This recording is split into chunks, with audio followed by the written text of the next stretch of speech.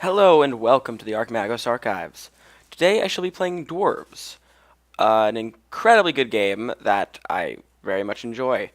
And it's about dwarves, which is always a good thing, and especially when it's called Dwarves.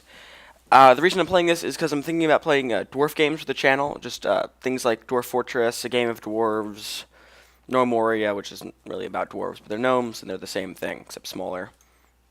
And so yeah, so what this game is about, yeah, I'm just going to do a short one at the moment, is it's about, most dwarf games are about, oh, that's really good spawn.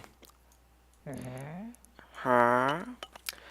Most dwarf games are about you controlling a dwarven fortress, dwarf fortress or dwarf fortress, anyways, and the goal of them is to survive. For dwarf fortress, it's to survive as long as you can. Same as for this game. Well, this game is the point of it is to survive and earn as much money and mine as much places until the time runs out.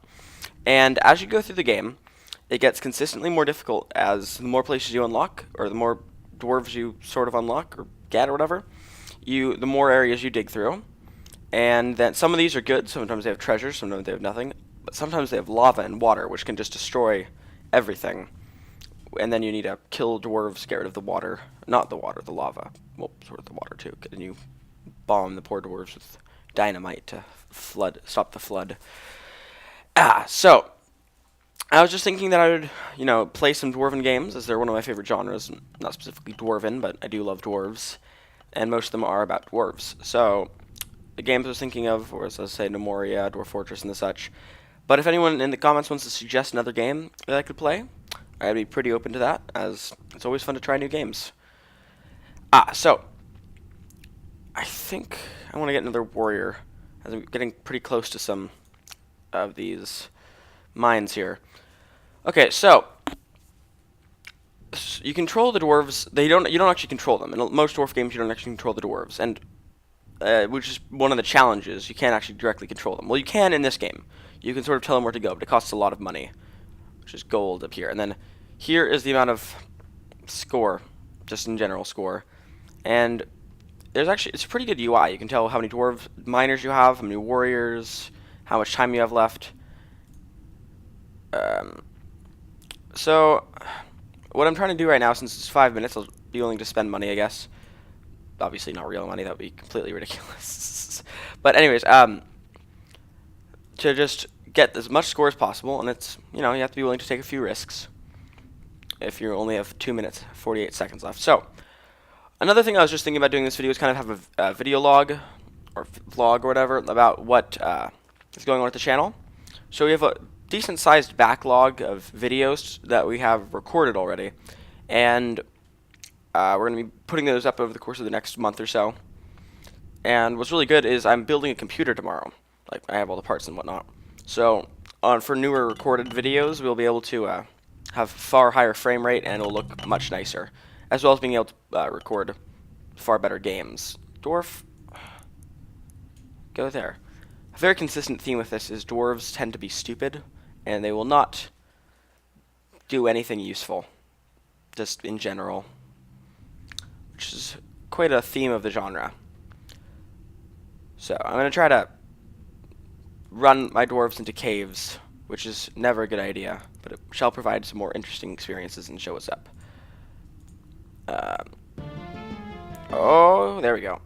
So, now there's lava, which you can stall it by placing walls, but unlike water, the dwarves... Oh, wow. There you go, there's some water. Go this way.